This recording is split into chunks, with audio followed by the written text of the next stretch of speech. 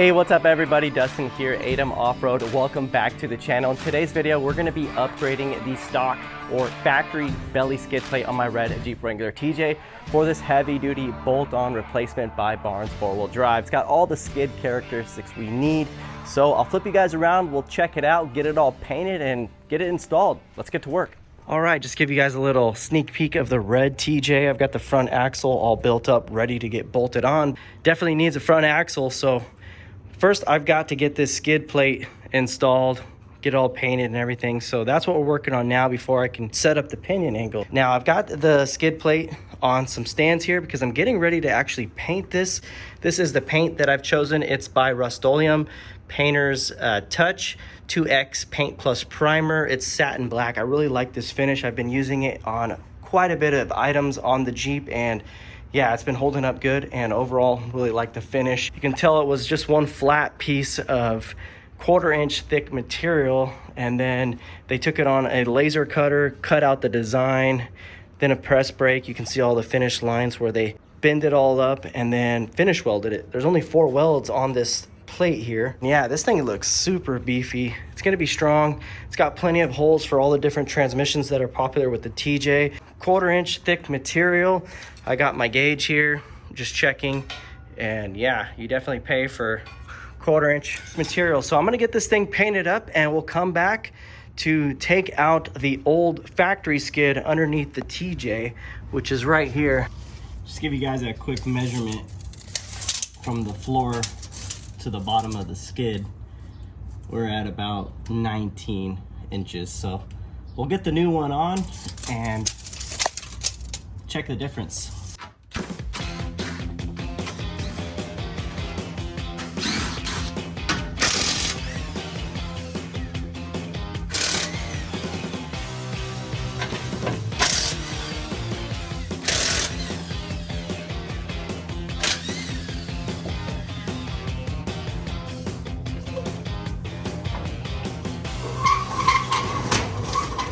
I think the best way to do this is set up the old skid next to the new one and kind of just match up the bolt holes to our setup with the old setup. So if you go to the bottom slot here, the top of the bottom slot, we got from the center of the mounting hole to the slot, we've got about 18 1/8.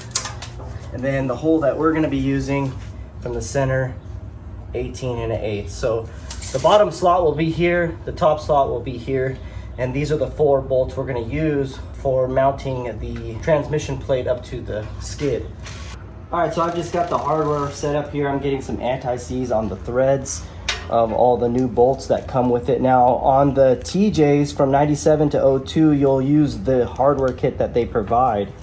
The hardware kit for the Rubicons and anything from 2002 up to 2006, you'll have to use your own hardware. So the transmission mounted to the skid plate, it's slanted for the transmission, and then the higher side is going to be facing the front, the wider side is going to be the back of the vehicle, and yeah, that's the configuration. So we're pretty much ready to get this on a jack and slid underneath the TJ. Let's get it installed.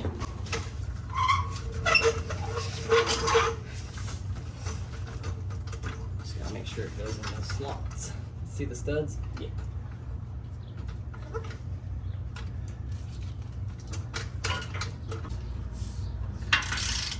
All right, so we'll torque this side to 55 foot-pounds and we'll go to the other side, 55 foot-pounds. About to lower this bottle jack. We've had it on these blocks here supporting the back end of the transmission where the cardan is for the drive shaft, and that's been doing really well, supporting up the back end of the transmission. So I'm getting ready to lower it down so these studs can fall through the plate, and then we can torque these down to 30 foot-pounds.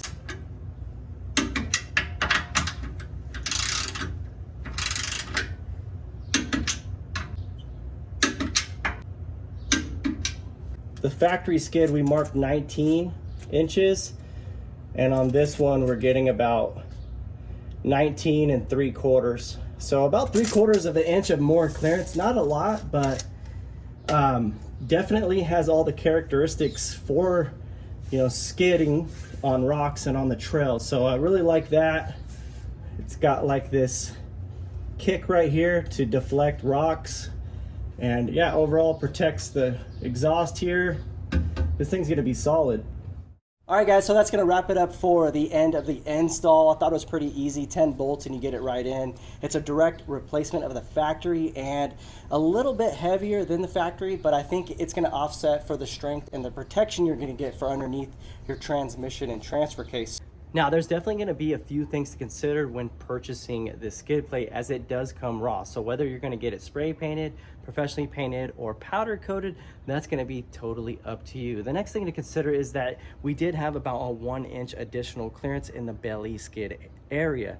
So it is going to throw off your pinion angles. I do recommend some kind of SYE, hack and tap, a double cardan drive shaft, some upper control arms. That way you can get the sweet spot back on your pinion and drive shaft angles in the rear. You're going to need to adjust the front as well. Another thing to consider is a 1-inch body lift. Now, I don't think it's needed for just this skid, but I am going to be installing a new Barnes 4-wheel drive heavy duty high clearance skid plate in the rear when we do the re-gear on the Dana 44. That's coming up. I'm really excited about that. And that one does require the 1-inch body lift because it tucks that gas tank up into the frame, which is really necessary for added strength and protection on the trail. It's going to be heavy duty, especially what we're going to be doing with this Jeep. So I do recommend, if you buy these skids, get them in a pair. And that video will be coming up really soon on the channel. I first got to install this front axle. So if you guys like this Jeep content, check out this video on the left where I just did a full re-gear and locker install on the high pinion Dana 30 for the TJ, or check out the 1-inch body lift on the right here where I just got that installed a couple months ago. So thank you guys for watching this video. I really appreciate it, and we'll see you guys on the next one. Have a good day. Peace out.